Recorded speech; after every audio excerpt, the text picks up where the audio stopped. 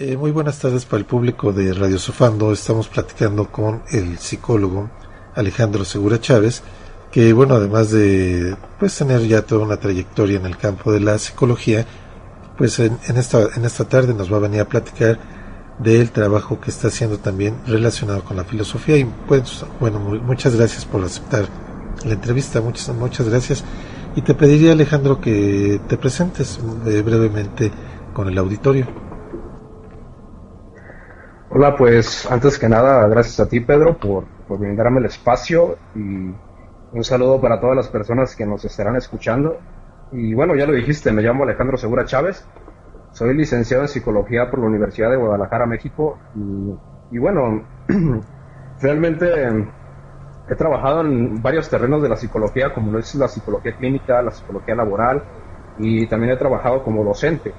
Yo descubrí, yo creo que más o menos en tercer semestre, que a mí lo que realmente me gustaba, incluso dar terapia para mí es algo muy significativo, pero que incluso me gustaba más, era poder ofrecer teorías a las personas. De pronto me di cuenta que al exponer, que al platicar con mis amigos, me resultaba, la verdad, algo muy grato el poder compartir las teorías de Freud, las teorías de Jung, las teorías de Carl Rogers, y bueno, desde entonces ya leí un poco de filosofía, de Platón, de Aristóteles,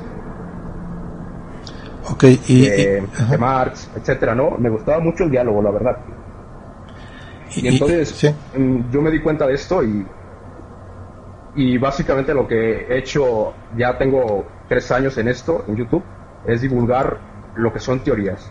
Es decir, crear un video corto de 5 a 10 minutos donde yo explique, por ejemplo, psicología de las masas de Freud, y que esto pueda llegar a ser más digerido por allí que una clase de 3 horas quizás, y que bueno, a decir verdad, agradezco bastante a las personas que ya me comentan y me han dejado comentarios muy positivos, como que me han entendido bien, que les ha servido para su examen. Entonces, me comentabas que bueno, has incursionado en distintos campos de lo que es la psicología, que además pues has incursionado también en la filosofía, haciendo algunas lecturas.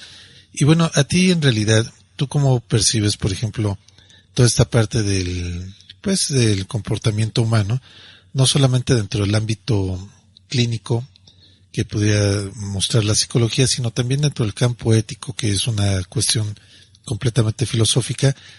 ¿Cómo percibes? ¿Hay líneas donde se cruzan? Todo pues puede ser atribuible a un estado de conciencia de la persona, o crees que haya, por ejemplo, partes donde las personas podamos actuar a veces impulsadas por algo inconsciente, y quizá la responsabilidad ética no sea el 100% de la persona? ¿Tú cómo lo ves esto dentro de tu campo de estudio? Todos nuestros comportamientos actuales están ligados a una historia de cuando éramos niños, y como bien sabemos, que ayer hace una lectura muy, muy hermosa de esto de las etapas del niño. Como bien sabemos, antes de los 12 años no tenemos la capacidad crítica que tenemos después de los 12 años, que es ahora sí que llegar a pensar de una forma propiamente formal, y que previo a eso lo que vamos a tener es un niño que va desarrollando su pensamiento a nivel epigenético y que va a absorber muchas cosas. ¿Qué quiere decir? Que no tiene la capacidad de digerir de la mejor forma la información hasta que tiene 12 años aproximadamente. No es una ley, sino más bien un promedio. Y después de esos 12 años, pues él va a comenzar a construir su propia persona a partir de lo que ya vivió, ¿no? Que es la etapa de la adolescencia, donde el niño ya prácticamente se comienza a convertir en joven y comienza a tomar cosas que pueden ser a lo mejor no tan agraciadas dentro del marco familiar, es decir, hacer cosas, si se quiere, un poco más aventuradas, como puede ser salir con sus amigos sin permiso, hacerse la pinta, etcétera. Cositas que pueden parecer pues inmorales, pero que al final de cuentas comienza ya el individuo a formar y demarcar una individualidad, que es lo que, el niño le cuesta un poco más. Bien, en este caso quisiera poner un ejemplo, ¿no? La mayoría de los asesinos en serie tienen por lo regular un pasado bastante duro, desde violaciones, desde maltratos físicos y psicológicos, hasta que están en la calle, son huérfanos, muchas cosas así que pueden parecer muy dolorosas. Y eso puede entenderse como una pseudo justificación de su violencia, ¿no? Ajá. Pero también aquí quisiera citar a Sartre. Él diría, el hombre es lo que hace con lo que hicieron de él, ¿no? En otras palabras, es que cuando tú ya tienes la madurez mental para poder pensar como cualquier persona ya llega a pensar después de los 12, 13 años, es aquí cuando tú tienes la responsabilidad de saber qué haces con tu pasado, qué haces con tu inconsciente, porque el pasado se sitúa en el inconsciente completamente. En otras palabras, estar predispuestos a algo no nos hace menos culpables de un asesinato. En otras palabras, también quiero decir que existe algo muy hermoso que se llama sublimación. Que, por ejemplo, si podemos ver estos comediantes que últimamente se dan por muchos lados, que son los estandoperos, también me encanta verlos, hacen bromas que a lo mejor pueden parecer crueles, pero lo que mucha gente no entiende, al menos si no ha leído a Freud, es que esa broma lo que va a hacer es sublimar quizás un deseo que sí puede ser perverso, que puede ser llegar a matar a alguien, y simplemente el hacer esa broma ya canaliza esa emoción a algo más consciente, a algo más plausible para la civilización. Entonces, entre otras cosas, yo pienso que el campo de la ética es un campo súper importante, que no hay justificación para no tratar de ser ético, para no tratar de llevar una vida buena, todos, no hay justificación, todos tenemos la responsabilidad de hacer algo con nuestro pasado, por más difícil que sea, y convertirlo en algo positivo. Eso. Ok, aquí lo que vemos es que efectivamente pues existe todo un panorama de responsabilidad ética. Como bien comentas, hay algunos deseos que pueden aparecer detrás del discurso. Las palabras son muy importantes, tanto en psicoanálisis como en la filosofía. Y creo que esta parte que nos platicas es muy interesante porque, efectivamente el pasado de un asesino serial puede determinar cierto tipo de conductas nocivas, pero efectivamente creo que muchas veces algo que nos demuestra la propia historia y la propia filosofía es que si bien hay una serie de tendencias que pueden influir en la conducta del individuo, al final de cuentas incluso hasta la historia personal de dos hermanos pueden tener las mismas oportunidades, la misma educación, pero el carácter es completamente distinto, ¿no?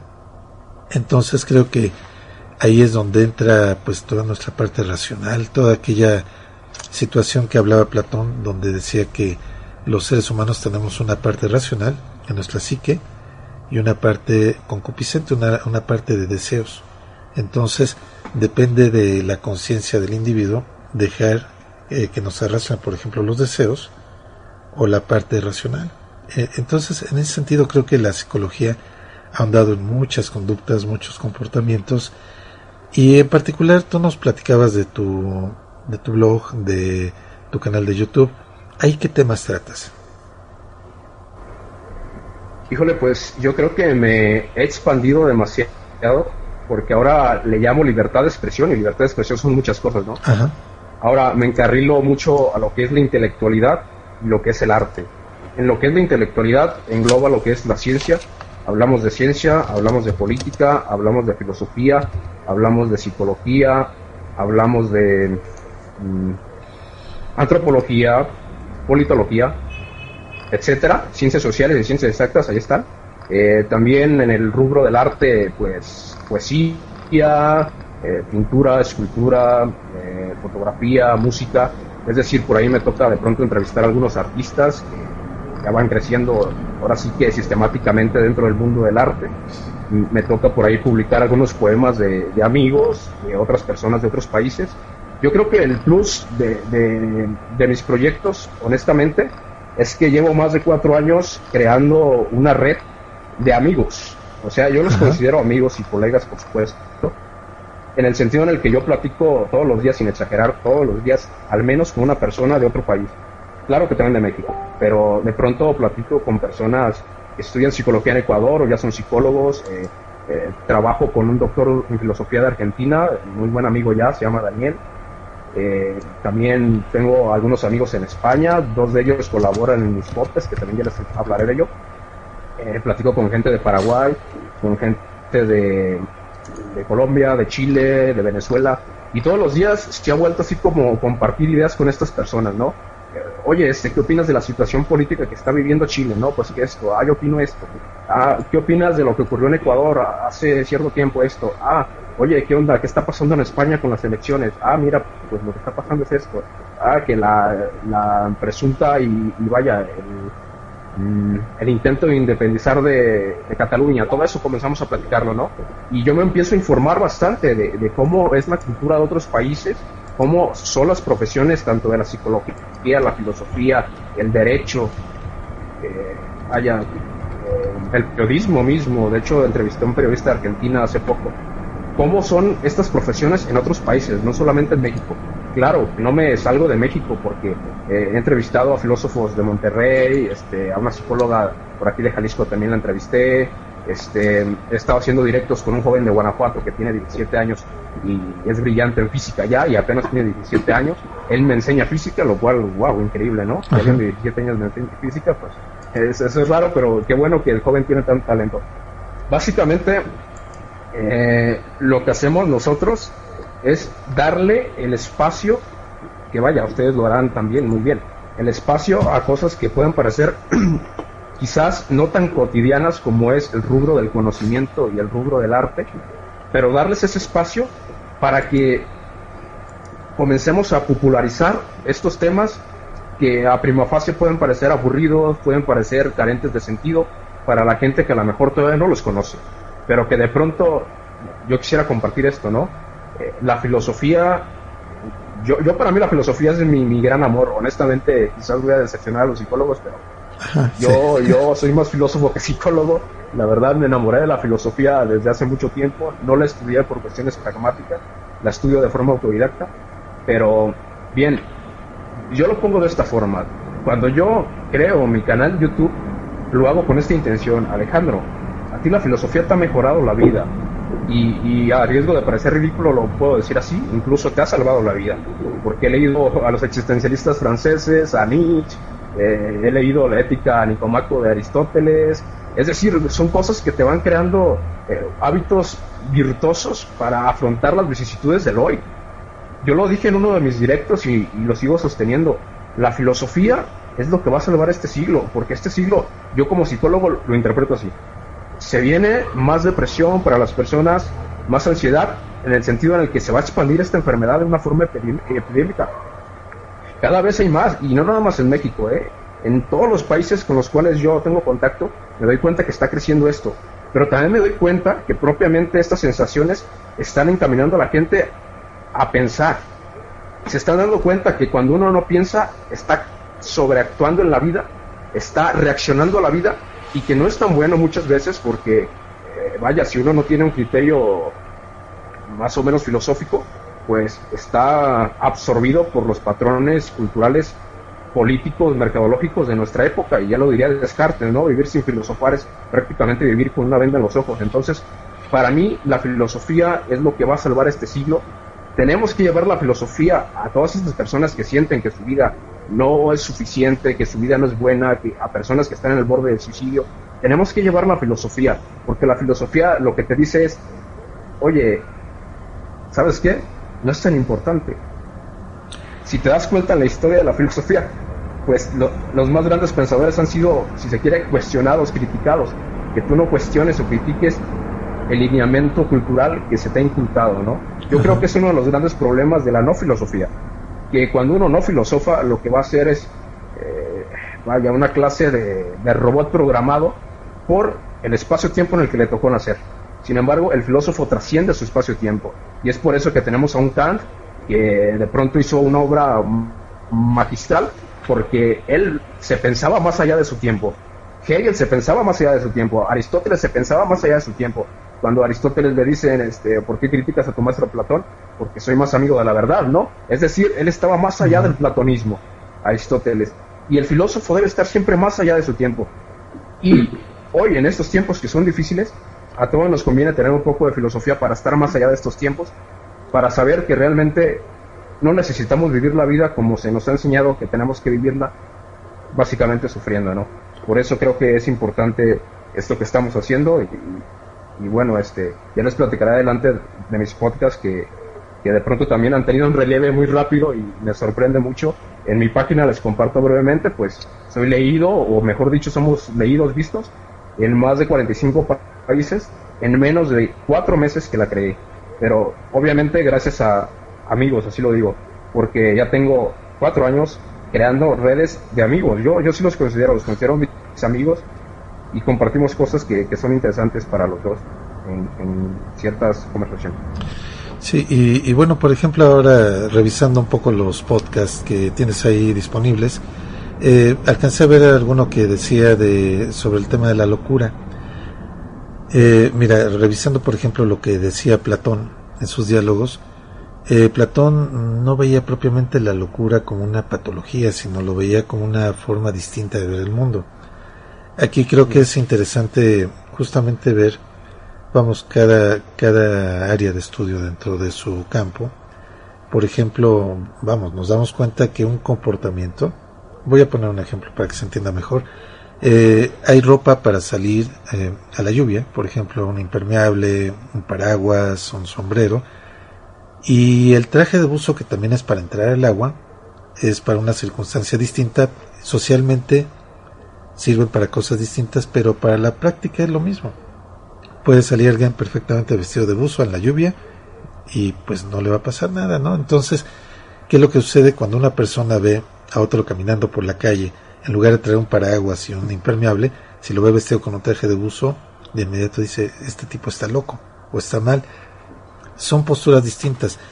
La filosofía se atreve un poco a cuestionar. Vamos, la gran virtud de la filosofía es hacer preguntas, ¿no?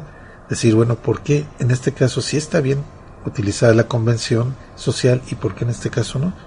Al final de cuentas, la filosofía se ha percatado que mucho de nuestra construcción del mundo está basado en acuerdos sociales, en decir esto es correcto para esta circunstancia y esto no. Entonces, por ello es que el tema de la locura ha aparecido incidentalmente en la filosofía. Vamos, el elogio a la locura de Erasmo de Rotterdam, los diálogos del amor, Platón habla de que el amor es una especie de locura. Pero tú que tocaste este tema dentro de los dos campos, ¿cómo lo ves? Pues es un tema que yo básicamente, vaya, tengo ahora sí que pensándolo y escribiendo cosas en redes sociales por más de 4 años, casi 5, porque yo me considero un loco, honestamente, en ese sentido, ¿no? Pero en el buen sentido, ¿no? De la filosofía. Ajá, en el buen sentido. Entonces, lo que trato de decir es, ¿saben qué? Yo estoy loco, pero lo bueno es que yo sé por qué estoy loco.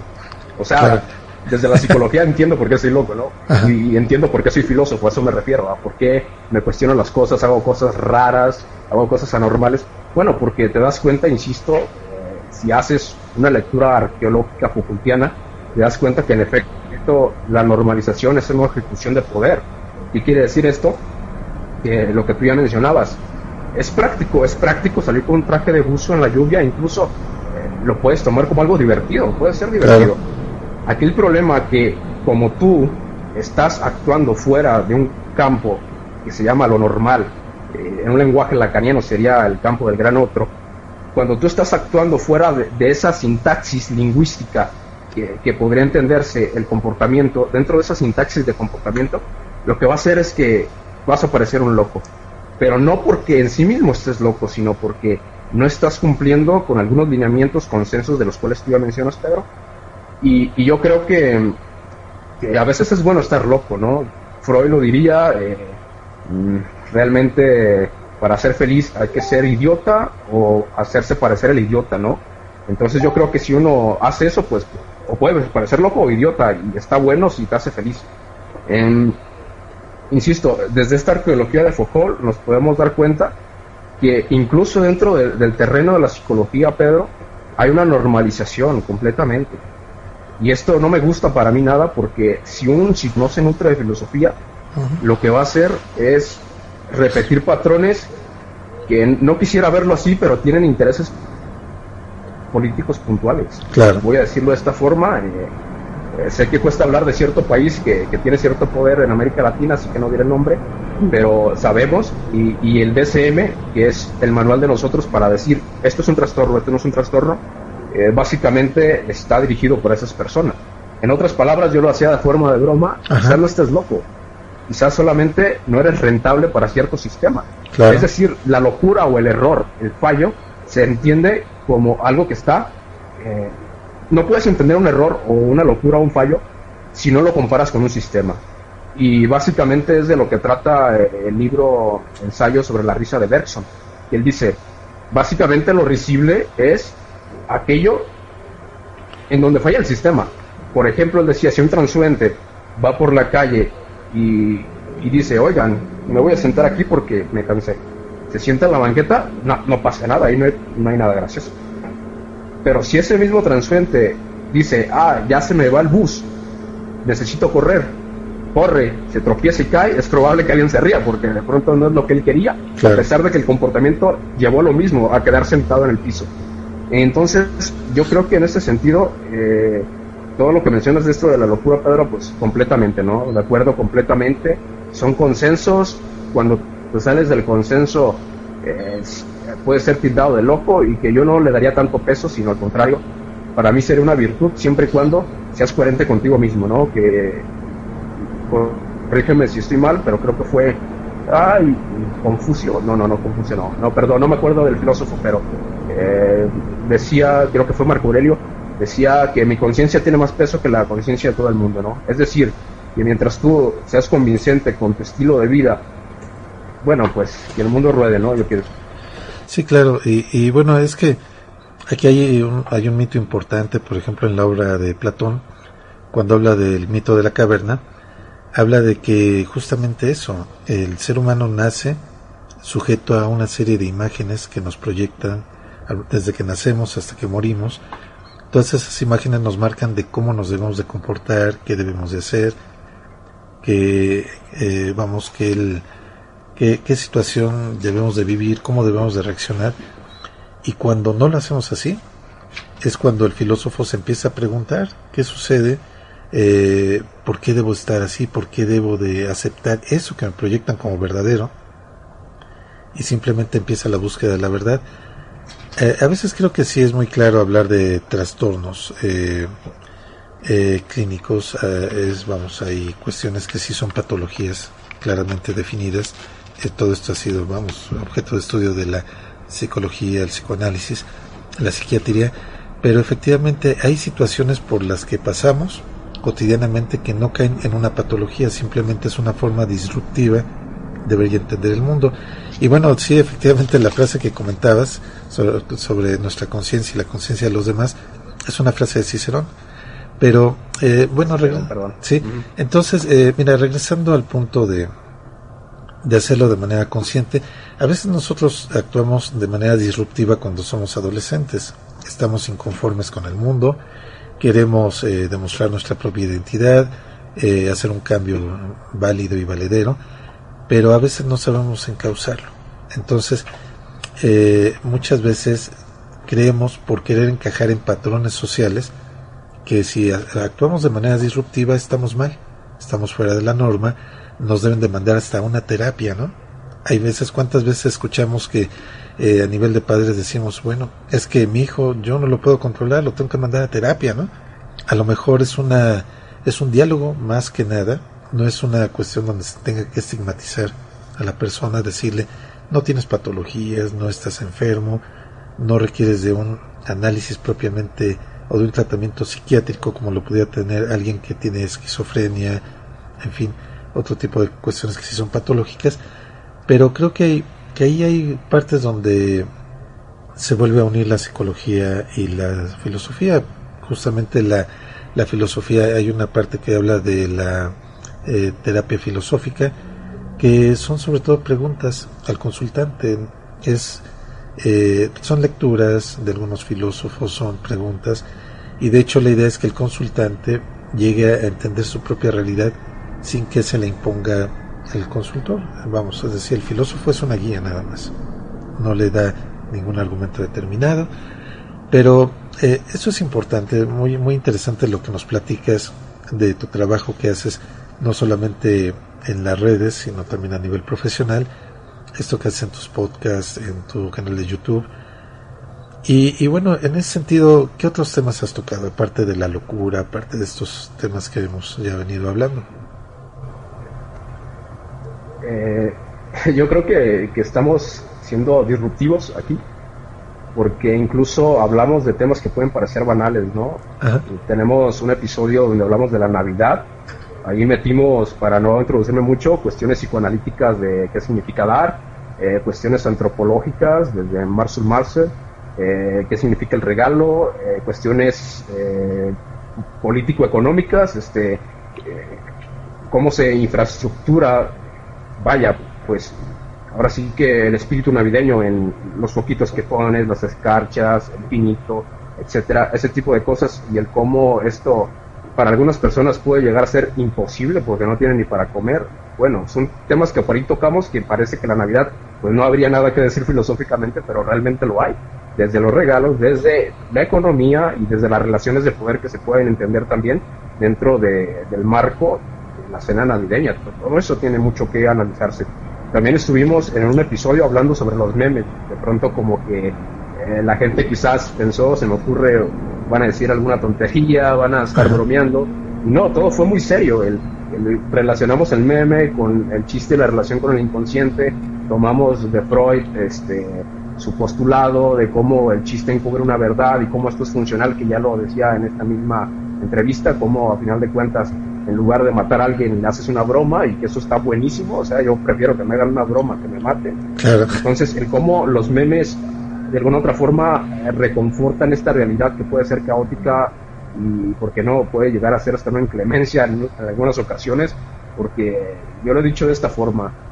Si a mí me preguntan cómo es la vida, yo siempre les digo que la vida es terrible. Y bueno, ¿por qué lo digo? Porque cuando se acepta que hay cierta fealdad en la vida, haces algo. Y esto es básicamente de lo que trata el existencialismo francés. La vida no es perfecta, pero tú puedes hacer algo con eso que no es perfecto. ¿Sí? Tú puedes hacer algo positivo, creativo, en lo cual puedas disfrutar la vida lo más que se pueda. Pero si uno va ciego, sin pensar en la verdad, sin buscar la verdad, simplemente lo que va a hacer es que se va a estrellar con una realidad que sí es constante, ¿no? Claro. En otras palabras, pues, vaya, nuestra labor en los podcasts básicamente vendría a ser a filosofar y también a teorizar psicológicamente sobre casi cualquier tema, y por supuesto que eso se pone bastante interesante, porque de pronto estoy yo de México, obviamente con una formación académica de acá de la Universidad de Guadalajara. Está de Argentina el doctor Daniel, que tiene una formación, la mayor parte, su licenciatura y su doctorado fueron en la UBA Argentina, que sería la Universidad de Buenos Aires, y están estos dos chavos de España, Sergio y Héctor, quienes son estudiantes de filosofía de la UNED, allá en España. Y bueno, nos damos cuenta que sí tiene mucho que ver la formación y tu país, que de pronto, por casualidad, yo y el doctor Daniel tenemos una línea más o menos psicoanalítica, y ellos dos de España tienen una línea de Gustavo Bueno, que de hecho en México se conoce poco, pero recién lo comienzo a conocer, y es un filósofo estupendo, filósofo muy original, creó su propio sistema filosófico. Yo creo que después de Ortega y Gasset, Bueno fue el impacto en España, y entonces yo creo que eso es el plus de nuestro canal, que está nutrido de visiones de diferentes países y de diferentes sistemas teóricos, ¿no? De pronto, insisto, cada quien, casi por obviedad, comenzamos a hablar de nuestros filósofos teóricos de cabecera, y eso se vuelve muy interesante porque lo decimos todos, preparamos un podcast, es decir, les comento, preparamos el podcast de la siguiente forma: yo opino esto del tema, ¿qué opinan ustedes esto? Y nos damos cuenta que en el opinar, en el diálogo ese, ya de pronto tenemos algo diferente que decir en el podcast, como algo ya más holístico, más nutrido. ¿Por qué? Porque ya tuvimos esa conversación con el otro, y nos llevó a darnos cuenta que siempre es positivo conocer otros puntos de vista para enriquecer el propio. Y cada que hacemos un podcast nos llevamos una experiencia hermosa, porque nos damos cuenta que humildemente nos falta mucho por saber y que humildemente hay otros pensamientos muy, muy interesantes. Y yo creo que esto es el plus de estos podcasts. ¿Y dónde te pueden, revisar los podcasts? Si nos puedes dar tu dirección, creo que están en Spotify, también en YouTube. Si nos puedes regalar la dirección de tus canales. Sí, en Spotify. Estamos en Spotify, en los podcasts, como Psicofilosofando. Estamos en Anchor.fm como Psicofilosofando. Y en Google Podcast como Psicofilosofando. En esas 3 plataformas pueden escuchar nuestros podcasts. En YouTube estoy, porque ese sí es el canal propio, personal, como Teoría en Pocos Minutos, aunque hago algunas entrevistas y algunos diálogos. Pero sí es mi canal propio, como Teoría en Pocos Minutos. Y allí básicamente lo que van a encontrar es explicación de algunas teorías y bueno, alguna que otra entrevista, alguno que otro diálogo respecto a algún tema.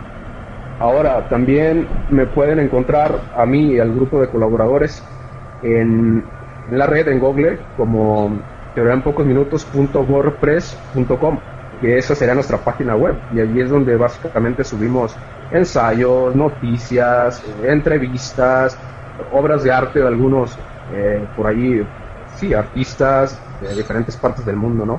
Entonces es una página que abre el espacio, porque alguien me decía, qué padre que en América Latina haya alguien que ya le abrió el espacio al arte y a la intelectualidad.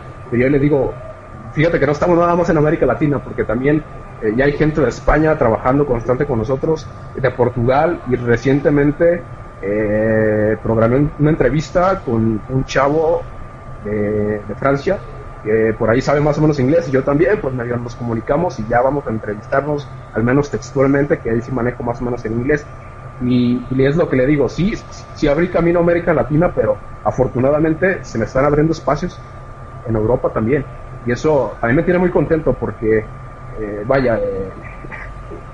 cuando me preguntan qué es lo que más me gusta, yo creo que lo pondría de esta forma, ¿no? Me gusta la verdad, me gusta el arte, me gusto yo y luego las mujeres, ¿no? Así lo pondría, así. Claro. Yo creo que para mí sería como los valores. En otras palabras, lo que trato de decir es que soy alguien, yo me considero alguien altruista en ese sentido, porque me dice alguien, oye, yo quisiera publicar, pero yo sé que tú tienes una línea más o menos psicoanalítica y yo soy antipsicoanalítico. Le dije, oye, adelante. Es más, si quieres criticar mi ensayo, que eso se los quiero compartir, como honestamente, si trabajas duro y constante leyendo, porque bueno, acá tendré algunos libros que se verán, esos son los que tengo en físico, pero he leído PDFs y los he cambiado y he leído bastante, ¿no? Bueno, lo que yo les digo, si te pones a leer constante, a trabajar, a tener un amor realmente por la filosofía, puedes lograr grandes cosas. Y yo lo que hice fue hacer un ensayo, mi primer ensayo en la página, que era epistemología del psicoanálisis. Hice una lectura epistemológica del psicoanálisis, fue muy cuestionada, tanto que le dio la vuelta a casi todo el mundo, me atrevo. Ese ensayo es el que tiene más vistas, ese ensayo me hizo llegar a las personas indicadas y se va a convertir en un libro. Es un esqueleto ahora en el que estamos trabajando para ampliarlo y sale el libro en el próximo año, ese ensayo. Es lo que trato de decir. No me importa si alguien me refuta ese ensayo, porque yo lo que amo es la verdad. No amo tanto mi ensayo mismo, no, sino que mi ensayo representa lo que para mí es una verdad. Pero si alguien, yo los invitaba, oye, no me ataques en Facebook, mejor te invito a que me refutes. O simplemente hagas una crítica o una reseña, lo que quieras, y la compartimos en mi espacio. Entre otras cosas, lo que trato de decir es que yo admiro la belleza y la verdad de una forma casi divina, ¿no? En otras palabras, que acepto cuando hay belleza y verdad en alguien más, y por eso mi plataforma creo que ha crecido bastante, porque se dan cuenta que no soy alguien que va a decirles, no, pues me vas a hacer sombra o no me gusta lo que escribes. No, sí me gusta y quizás a alguien le guste más. Es más, quizás a alguien le parezca que tu crítica es mejor que mi ensayo, y está bien, se vale tener puntos de vista, perspectivas. Yo no soy nadie para, politizar la verdad, es lo menos que quiero, ¿no? que ya diría Nietzsche, ya para cerrar con esto, pues no he hecho sin interpretaciones, lo que pretendo sería yo, en efecto esto, dejar de politizar la verdad y ser humanos, ser humildes con esto y saber que tenemos derecho a la libertad de expresión. ¿Por qué? Porque simplemente no creo que exista un ser humano perfecto para encontrar una verdad auténtica que pueda ser incuestionable. Y si así pasara, nada perdería con que se le cuestionara. Muy bien. Alejandro, ¿me escuchas? Habla Victoria. ¿Qué tal, Victoria? Sí, te escucho. Qué bien. ¿Cómo estás? Bueno, escuchando toda esta conversación, me surge la pregunta. Con todo este trabajo que has realizado ya, claro, por supuesto, hacia los ya casi 5 años, ¿con cuál filosofía, ya que te gusta, eres amante de la filosofía, con cuál filósofo o con cuál escuela filosófica te sientes más cercano? Wow. Lo que pasa es que esa pregunta es maravillosa. Yo creo que para mí, mi padrino de la filosofía, así lo voy a decir, quien me amarró a la filosofía en el sentido en el que sentí una gran pasión cuando lo conocí, fue Aristóteles. Es decir, yo cuando leo Metafísica de Aristóteles digo, la filosofía es lo más hermoso que hay en la vida. Entonces yo comienzo con un realismo, un realismo aristotélico. Y bien, también leí Ética de Aristóteles, Política, y me encantó cómo este personaje en tiempos remotos ya había logrado una forma de pensamiento bien sofisticada, tanto que siglos después se seguía perpetuando su nombre. Y yo, la verdad, me encantó Aristóteles, tanto que para mí es quizás el filósofo más inteligente que ha existido. No por eso digo ahora que para mí sería algo dogmático el pensar aristotélicamente, no, porque pues ya no tengo ese realismo ingenuo con el que sí había comenzado, sino ya más bien mi realismo sería un realismo crítico.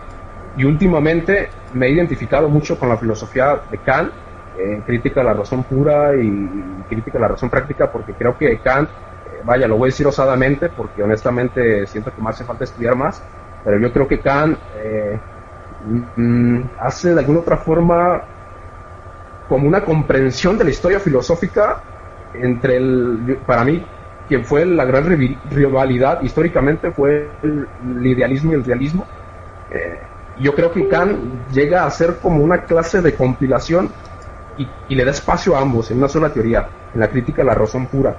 Y ahora yo creo que me quedo más con Kant, pero sí, Aristóteles para mí fue el filósofo más inteligente, más que nada porque en aquel entonces no había las posibilidades que hay hoy de estudiar y de debatir, y pues sí, combatir ideas con los demás, ¿no? ¿Por qué decirlo así? Sí, claro, y bueno, por ejemplo, hace rato que hablabas de cómo interactuamos los seres humanos entre nosotros, entre los modelos, los símbolos. Bueno, pues uno de los grandes padres del psicoanálisis, de la psiquiatría, Carl Gustav Jung, pues hablaba justamente del inconsciente colectivo, de la naturaleza simbólica que seguimos en la mente y en la interpretación de la realidad. Pero fíjate que justamente es muy interesante porque también el movimiento de la filosofía pragmática habla de la relación que tenemos los seres humanos con los símbolos. Vamos, para una persona puede simbolizar mucho una rosa, porque fue la primera flor que le regaló, por ejemplo, su madre, y con ella tiene un vínculo afectivo muy especial, y son símbolos que no necesariamente son universales, sino que son símbolos muy particulares para cada uno de nosotros. Pero creo que efectivamente la filosofía, pues desde sus inicios se preocupó del tema de la mente, de las emociones, la psique, y bueno, ya digamos ya en el siglo XIX se separaron estas dos doctrinas, la filosófica y la psicología, pero el hecho es de que sigue habiendo muchos intereses compartidos. Creo que el hacer un ejercicio como el que estás haciendo de filosofía y psicoanálisis es algo muy interesante. Ojalá pues se hiciera más dentro del campo de la psicología, más este ejercicio, porque creo que la filosofía ha encontrado muchas cosas muy útiles para el psicoanálisis, y también viceversa, el psicoanálisis ha encontrado cosas muy útiles para la filosofía, ¿no?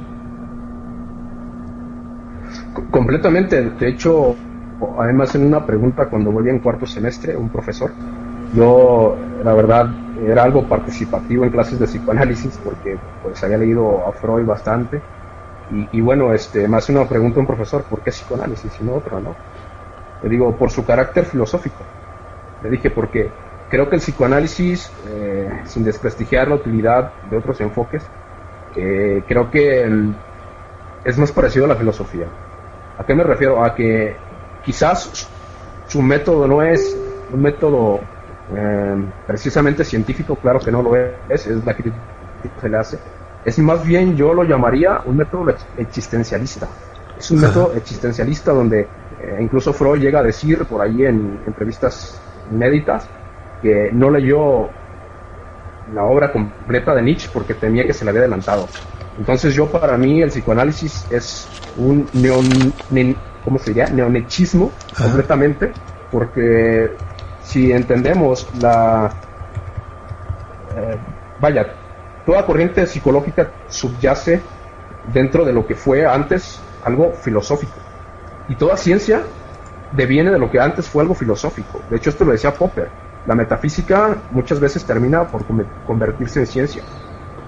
Lo que trato de decir es que a mí me parece que el psicoanálisis se quedó más en un sentido filosófico, que en lugar de tratar de encarnar algo científico, y que esto a su vez es bastante positivo, porque incluso en mi ensayo lo que decía de Lacan, que Lacan no solamente era psicoanalista sino filósofo y antropólogo, pues Lacan crea un concepto, un neologismo de lo real, donde básicamente lo real va a ser lo imposible, ¿no? Va a ser lo que no puede articularse en el lenguaje, va a ser lo que él mismo dice: aunque tú no veas ni percibas a y B va a tener repercusión sobre C. ¿Qué trato de decir? Que más allá de lo que comprendemos con nuestras cogniciones hay algo real, que puede entenderse, algunos psicoanalistas como Jacques Alan Miller lo podrían entender más como un númeno kantiano, pero que para otras interpretaciones más contemporáneas sería más bien simplemente no algo sustancial, sino una operación que no puede resolverse a través del lenguaje. Pues lo que trato de decir, que esa filosofía, propiamente esa filosofía, es la que me gusta dentro del terreno del psicoanálisis, que él no asume que puede hacer ciencia con la mente, porque él asume que no podemos comprender todo lo que conlleva lo que es la mente. Desde asumirse como ignorante, para mí eso le da un plus. Obviamente yo soy conocedor de otras terapias, desde la conductista hasta la sistémica, cognitivo-conductual, Gestalt. Son bastante útiles, honestamente lo digo, y conozco personas que les ha servido mucho, pero todas, sin que nos demos cuenta, devienen de algo filosófico, completamente. Y yo en lo personal creo que el psicoanálisis se quedó más en un marco filosófico que en un terreno pragmático, así lo veo. Por eso siento que aporta mucho. Ok.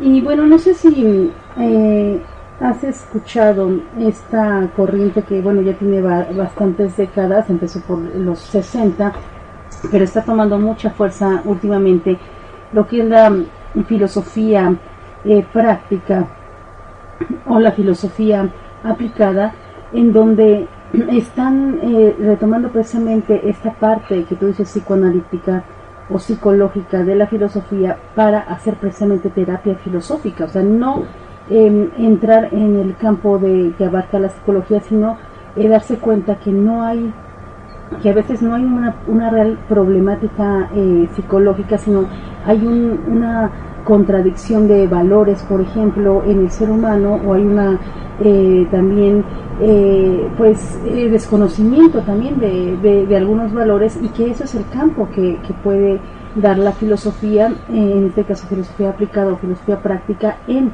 lo que es la terapia filosófica. No sé si has oído hablar de esto o qué piensas de ello.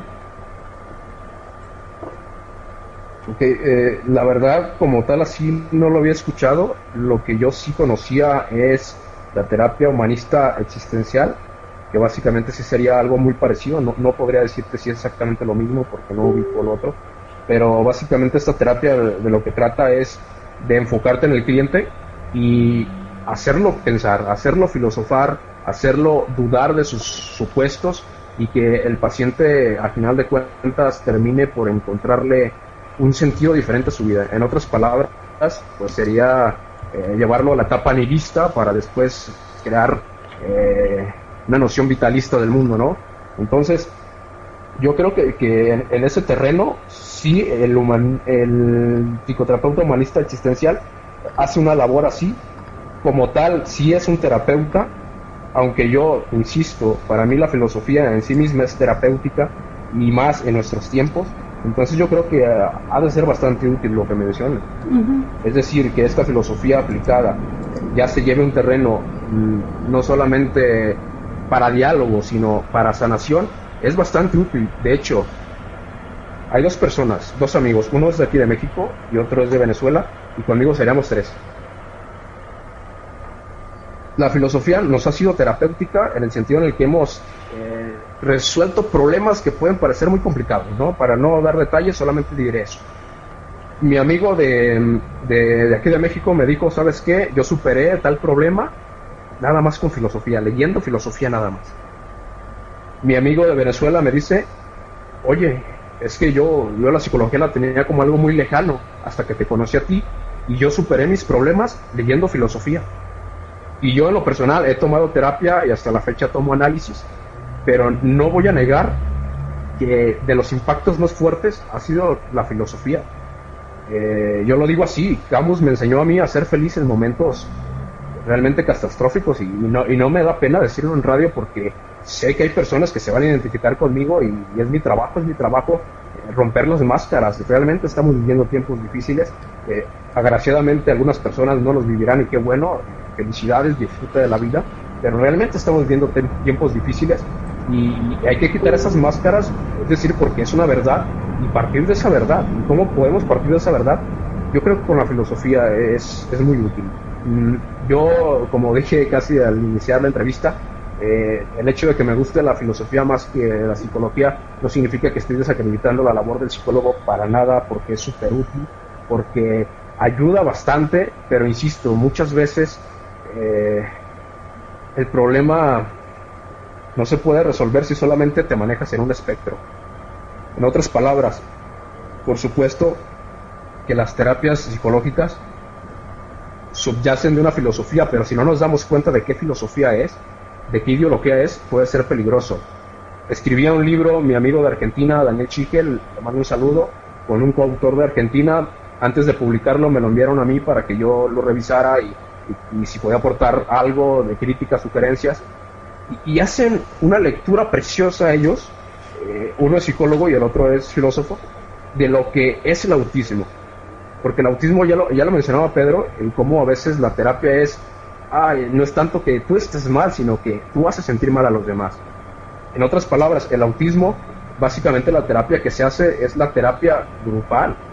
Es decir, lo que tratamos de hacer con el autista en muchas ocasiones es adaptarlo a un modo de vida normal, cuando el autista quizás esté bien como está. De hecho, el hecho de que lo lleves a constante terapia, a que estés insistiendo en que eso no va, en que lo obligues a socializar, eso es contraintuitivo completamente, y el autista lo que va a hacer es rechazar a las personas, más de lo que ya las rechazaba. O que mejor dicho, le era indiferente, ahora sí rechaza. Lo que trato de decir es que la filosofía es muy importante para darse cuenta qué hay detrás de la terapia y hacia dónde estamos llevando a la gente. Si las estamos llevando a alienarse a un discurso que, bien, no quisiera decirlo así, pero puede estar politizado muchas veces, no siempre, o si estamos pensando en el paciente como alguien que sea feliz. Yo, para mí, una de las críticas que le hago a la psicoterapia actual es que se entiende la infelicidad como el subproducto de tres consecuencias de una inadaptación social, laboral y o académica. Y la labor del psicólogo es adaptarte socialmente, académicamente o laboralmente. Es decir, que seas útil. Pero es aquí donde yo digo, no tenemos que cerrarnos a ese campo en donde ya eres útil y ya no, sino que tenemos que ir más allá. La psicología debe ser entendida, creo, de una forma distinta, como el ¿qué hago yo para que tú seas feliz? Porque, insisto, en momentos difíciles, de pronto leer el mito de Sísifo de Camus te hace dar cuenta que, caray, pues como que no es tan importante esto, como que a final de cuentas estoy viviendo en un espacio, tiempo cultural, en el cual no estoy muy adaptado, que digamos, pero no significa que es el fin del mundo, ni que no debo ser feliz. Lo que trato de decir es que muchas veces, si como psicólogos no tenemos un criterio filosófico, puede ser peligroso porque nuestro campo de acción va a ser limitado dentro de un espectro que es el aceptado socialmente. Es decir, hay un espectro donde tú trabajas con la persona, y yo creo que el ver la filosofía es darte cuenta que, oye, no hay espectro, vaya, simplemente hay que buscar cómo ayudar a la persona a que sea feliz y que sobreviva. Son las dos cosas que se necesitan y que queremos todos, sobrevivir y ser felices. ¿Cómo lo logramos? Claro que las terapias ya tienen pautadas ciertos comportamientos, ciertas actitudes a tomar. Está bueno, está buenísimo, son opciones, pero no creer que esas opciones son ley. Yo creo que eso es lo más indispensable, verlas críticamente y, por qué no, en algunas ocasiones salirse de los esquemas y quizás hacer terapia de otras formas, como, yo diría que yo lo he hecho a través de mis videos. Explico cómo la ciencia y la filosofía puede ayudar a resolver problemas cotidianos. Sí, claro, y bueno, de hecho es una preocupación, creo que no solamente de la psicología, de la filosofía, yo creo que también la tecnología se ha planteado el hecho de cómo llevarnos a un estado de felicidad, ¿no? Que a veces se malentiende en el caso de la ciencia y la tecnología, porque se confunde confort con felicidad, ¿no? Sabemos que son cosas distintas, pero el hecho, creo que sí es muy importante esto, plantearnos el qué queremos, ¿no? Porque justamente ahora que hablabas de Aristóteles decía que la felicidad consiste en el justo medio, en la templanza, pues, en otras palabras, lo que diría Platón, el estar en medio, no irse a los excesos, ¿no? Por ejemplo, si vamos a comer algo que nos gusta, comerlo, pues vamos con mesura. Si vamos a leer algo, leerlo con mesura, porque también hay veces que yo confieso, ¿no? Que a veces tenía un libro y lo quería acabar, entonces me daba, lo leía toda la noche, me daba los primeros rayos del día, y había veces que ya estaba, por la propia situación de quererlo acabar, había veces que ya no entendía bien, ¿no? Pero creo que eso es justamente lo que hablaba Aristóteles, ¿no? La parte de la mesura, la parte del equilibrio, que es muy parecido con el concepto budista del equilibrio, también de pensamientos centrados,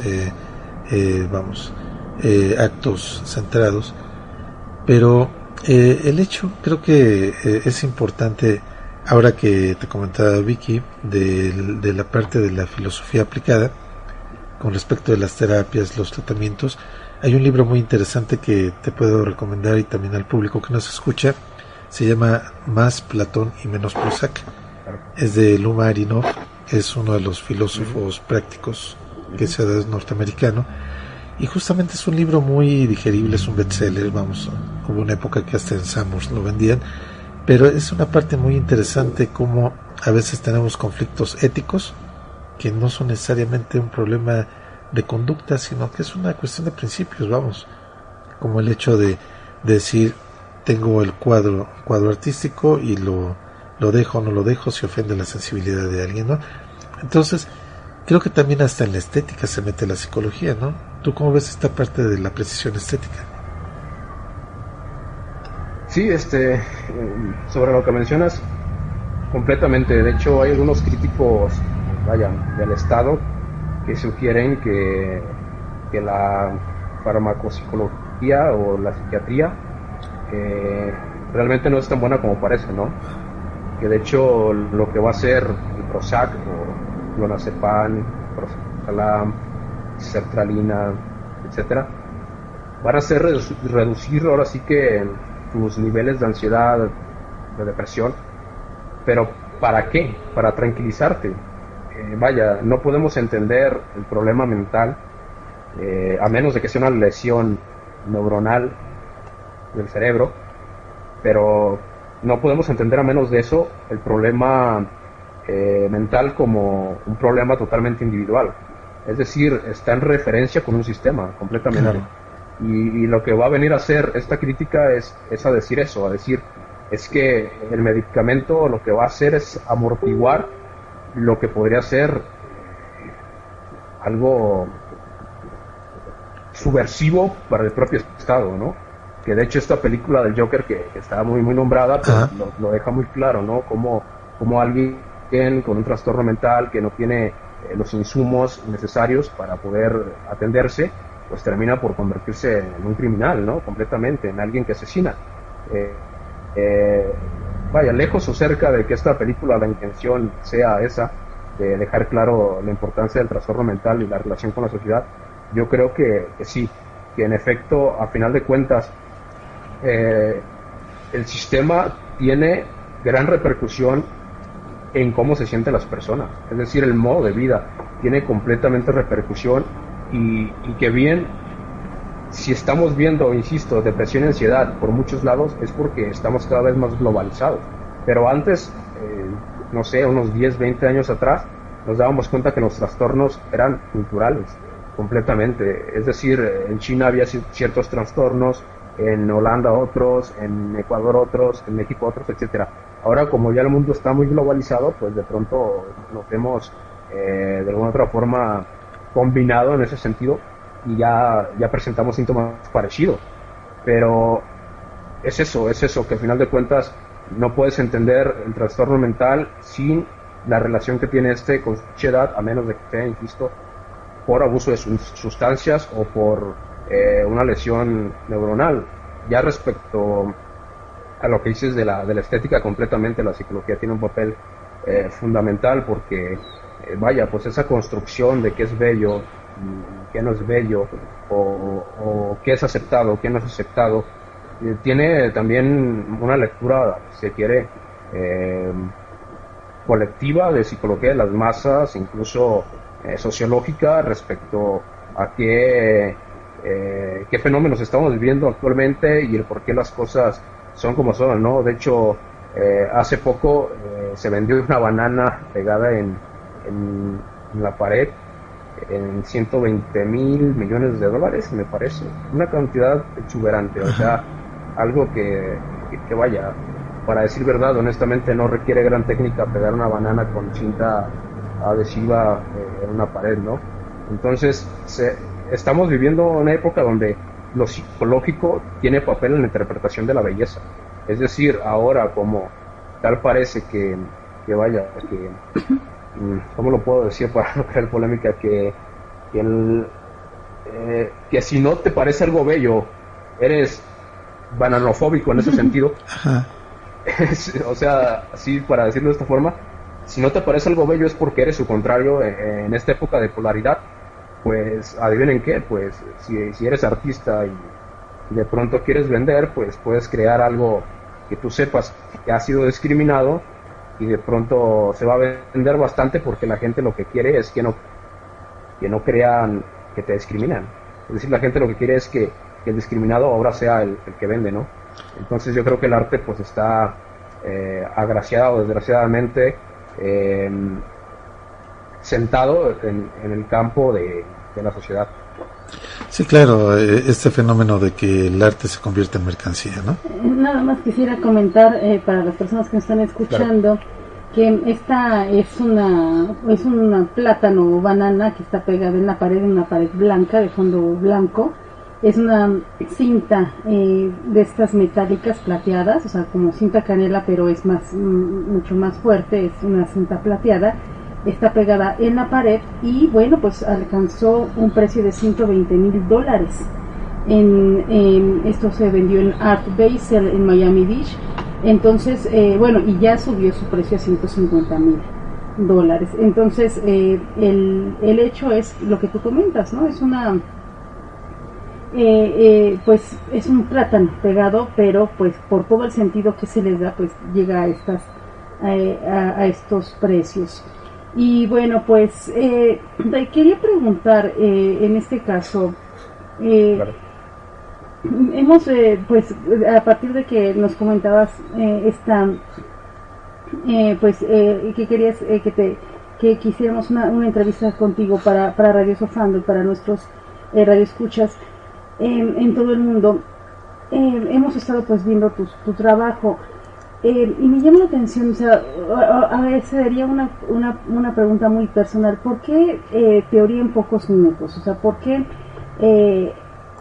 pues esta reflexión en pocos minutos? ¿Cuál es tu grabación, ya sea en Spotify o en teoría pocos minutos más de más tiempo? Bueno, teoría en pocos minutos realmente comienza en YouTube. Honestamente fue una epifanía la que tuve. Estaba en el sofá de mi casa y obviamente que esa epifanía tiene toda una historia detrás, ¿no? Que la fundamenta. Pero en ese momento yo dije, ya estoy más desocupado, ya casi termino la carrera, solamente me falta el servicio social. Es decir, tenía tiempo, ¿no? Y lo que yo quería era dar clases, porque desde entonces ya había decidido que yo quería ser profesor. Y dije, bueno, necesito buscar un espacio. Ahora no tengo título, donde al menos pueda dar algún taller, una plática, alguna charla. Lo estuve buscando. Yo estudié en Ocotlán, Jalisco, lo estuve buscando en algunas universidades y algunas prepas. No se me había dado el espacio por cuestiones administrativas. Y yo lo que dije es que yo siento como una necesidad de compartir cosas, ¿no? De pronto como que me gustaba tanto que ya extrañaba estar en clases exponiendo. Y dije, necesito compartir lo que pienso, me gusta tanto. Y dije, ¿por qué no creas un canal en YouTube donde compartas lo que piensas, obviamente desde las teorías y presentes temas teóricos? Y yo dije, wow, sí. Y honestamente fue a lo mejor prematuro, pero al siguiente día tomé mi tablet, mi amigo, mi compañero de cuarto, donde yo estudié, es uno de mis mejores amigos y le pido que me grabe. Le digo, ¿sabes qué? Voy a crear un canal de YouTube. Estuve toda la mañana preparando la introducción. Y paradójicamente yo lo que pretendía con el título de Tener en Pocos Minutos era crear videos cortos de temas complejos, ¿no? Es decir, dejar los puntos más elementales de la teoría para que después las personas pues se fueran empapando un poco más. El primer video me contradije bastante porque duré 30 minutos en la pura introducción y dije, bueno, ni modo. De hecho, le puse introducción provisional porque dije, la voy a quitar, no puede durar 30 minutos. Mi segundo video sí cumplí las normas, explico psicología en las masas en 7 minutos. Y vaya, en mi tercer video explico el complejo de Edipo de Lacan en 7 minutos más o menos. Y desde mi primero y segundo video me empezaron a llover comentarios de personas que no conocía. En el primer video fueron de conocidos nada más, ¿no? Así como, excelente lo que vas a hacer, me gustó tu reflexión, porque mi introducción se llamaba Aprender a Aprender. Es decir, que yo les mostraba mis técnicas, mis métodos de estudio y el por qué consideraba que estaba listo para crear un canal de YouTube y que podría ofrecer contenido de calidad. Entonces, lo que pasa en mi segundo y tercer video es que ya me empiezan a comentar gente que no conozco y digo, wow, oye, me ayudaste con mi examen de psicoanálisis, gracias. Para servirte, ¿no? Voy a seguir subiendo videos. O sea, se suscribía, ¿no? Entonces, ya después empecé a cumplir con la norma y había gente que me pedía mi Facebook. Me decía, oye, ¿de dónde eres? Yo, de México. Oye, ¿te puedo contactar? Lo que pasa es que me gustó mucho cómo lo explicaste. Yo quisiera tener más relación contigo porque estoy estudiando psicoanálisis en Argentina, me dice una chava. Y me digo, wow, sí, te lo paso, ¿cómo no? Entonces de pronto una chava de Chile me lo pide también, y digo, ok. Después otra chava de Argentina, y ya tenía contactos de Argentina y de Chile. Y así poco a poco, entre comentarios y demás, pues fui agregando a personas. Y luego ya no cumplí tanto de nuevo con el criterio de tener en pocos minutos porque empezaba a hacer diálogos. Y los diálogos ya era más complicado porque era mi punto de vista y el punto de vista del invitado. Entonces ya mis videos duraban hasta 20 minutos. A menos de que explicara una teoría. Cuando se trataba de explicar una teoría, sí son de menos de 10 minutos los videos.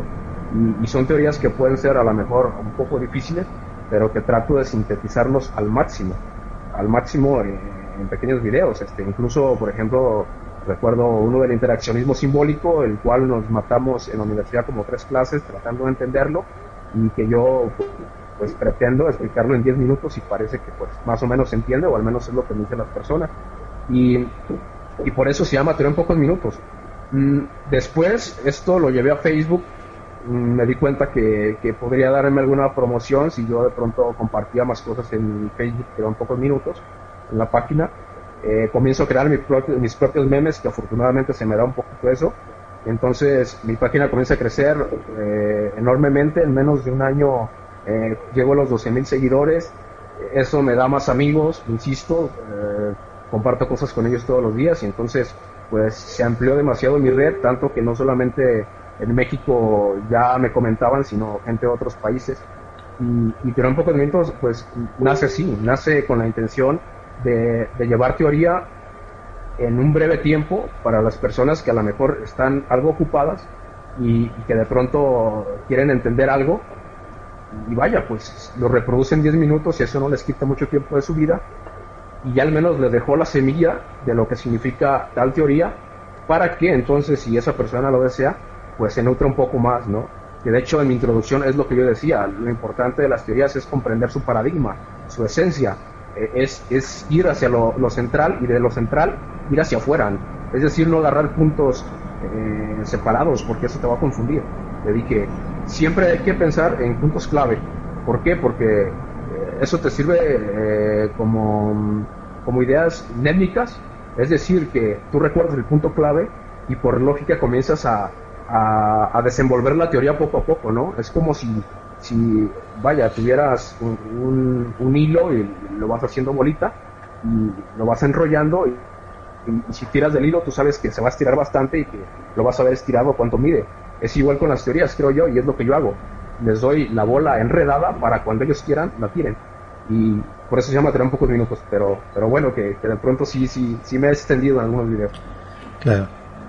Y pues realmente nos está gustando mucho platicar contigo, porque pues es otra forma de hacer esta difusión, ¿no? del pensamiento tanto filosófico como psicológico.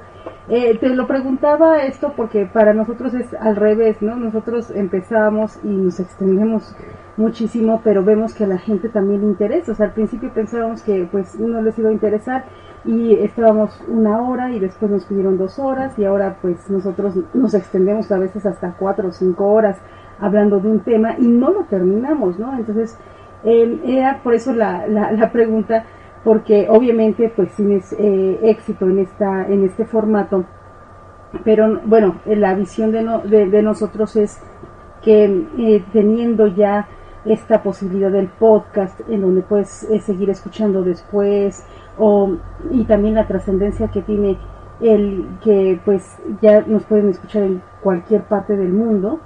El hecho es de pues dar lo mayor de información posible para que, como tú decías, esta bolita de estambre pues se pueda extender, porque hablando de un tema pues podríamos pasar 1 año hablando de ese tema y no acabar el tema, ¿no? Pero bueno, es muy muy interesante realmente. De hecho estábamos viendo que ya llevamos 1 hora en esta entrevista y parece que han pasado solamente unos minutos, porque está muy muy interesante, Alejandro. Realmente nos gusta mucho que existan jóvenes como tú que no se paran. Dices, bueno, tú querías dar clases en ese momento por cuestiones técnicas, por así decirlo, o burocráticas, no puedes dar clases, pues lo haces a través de los medios que hay en el mundo, ¿no? Que en este caso es YouTube o Spotify o Facebook, ¿no? Entonces realmente nos gusta esta forma que tienes de ver el mundo, de tomar el mundo en tus manos y expresarte a través del mundo. Y pues te agradecemos muchísimo este tiempo que nos has dado para Radio Sofando. Esta entrevista la vamos a subir ya en la programación normal de las 2 estaciones de Radio Sofando, y pues va a estarse escuchando ya continuamente en diferentes días, diferentes horarios. Entonces pues agradecemos muchísimo estos comentarios que nos das, y que bueno, que invitan precisamente a otros jóvenes a incursionar, ¿no? en esta forma de transmitir el conocimiento que cada uno tiene y de reflexionar sobre lo que uno piensa. Sí, no, la verdad es que estoy bastante agradecido, y bueno, que también estoy sorprendido por lo que han logrado, y el cómo dicen que las personas pues incluso les piden más tiempo, ¿no? La verdad es que es increíble que que gente que estudió filosofía haga algo con la filosofía, ¿no? Que de pronto es difícil encontrarse a filósofos en su campo. Y bueno, felicidades también por estos espacios y este programa. Pues te agradecemos mucho y nada más por último si nos puedes recordar tus direcciones de redes sociales, donde te pueden encontrar, donde te pueden contactar, tus canales donde pueden consultar tus temas, en fin. Ok, los podcasts como Psicofilosofando en Spotify, en Google Podcast y en Anchor.fm. En YouTube me pueden encontrar como Te Vean Pocos Minutos, en la web como teveanpocosminutos.wordpress.com y en Facebook también como Te Vean Pocos Minutos, Instagram igual y Twitter igual. Ya si quieren también mi Facebook personal, que de pronto ni es tan personal porque sí comparto algunas reflexiones, pues aparezco como Filósofo Luffy, un seudónimo ahí en Facebook también. Y esas son mis redes sociales y bueno, me quisiera decir algo antes de terminar, Sí, para recapitular lo que decía. Pues yo creo que estamos haciendo algo útil porque la filosofía es lo que va a salvar este siglo, así lo digo. Y cualquier persona que quiera sumarse a este proyecto, no dude en contactarme en mis redes sociales, por favor, porque necesitamos personas con el carácter y con el amor por la filosofía suficiente para cambiar y mejorar este mundo, ¿por qué no decirlo así? Gracias. Muchísimas gracias. Agradecemos y bueno, esto esperemos que algún día podamos ya hacerte alguna entrevista, hacer algún programa ya de varias horas, ¿no? Para Radio Sofando. Sabemos que estás en Guadalajara, algún momento en que puedas venir aquí a la Ciudad de México para que te entrevistemos y seguimos en contacto y realmente pues de nuevo te enfatizo que tu labor se me hace muy interesante porque no te frenas por las imposibilidades de tener un aula como se conoce cotidianamente, o sea, con alumnos frente a ti, sino pues tienes una aula a nivel mundial, ¿no? Que es a través de YouTube, a través de Spotify, a través de Facebook y otros medios, ¿no? Entonces, creo que es lo que todos los jóvenes deben de hacer, tomar los medios que tienen en su momento. Antes, pues las personas usaban los medios que tenían al alcance, entonces aquí hay tantos medios para comunicar lo que uno piensa, lo que uno siente, lo que uno vive, que bueno, pues ojalá que muchos jóvenes tomen este ejemplo, que bueno, ya los hay, pero también que siga esto diseminándose para que el conocimiento y, como dices, la verdad vaya llegando a todas partes y vaya nutriendo a todo el mundo. Y estoy completamente de acuerdo, la filosofía es lo que nos va a salvar. Tenemos desarrollo tecnológico impresionante, desarrollo científico también impresionante, pero nuestro desarrollo ético, nuestro desarrollo moral no está a la par. Y entonces estos valores que te va dando precisamente el conocer el pensamiento filosófico de todas las edades, de todas las épocas, de todas las áreas y de todos los ámbitos, pues es lo que nos hace, lo que nos va a hacer rescatar al verdadero ser humano y que rescatemos a su vez esta debacle a donde nos estamos yendo, que pues estamos a punto de destruir el mundo con tanta contaminación, precisamente por no reflexionar que lo que nosotros hagamos va a repercutir en toda nuestra vida y a todas las personas en todo el mundo. Por supuesto. Pues muchísimas gracias y seguramente el público pues te va a buscar en tus redes y prometemos estar al pendiente. Muchas gracias, Alejandro. Muchas gracias a ustedes y de igual forma para mí son un ejemplo, ¿no? de la trayectoria que tienen y claro que hace falta más jóvenes y por eso la invitación, pero yo creo que ustedes son jóvenes en el espíritu, en ese sentido, ¿no? En el que están compartiendo todos los días filosofía. Muchas gracias. Gracias, hasta luego. Hasta luego.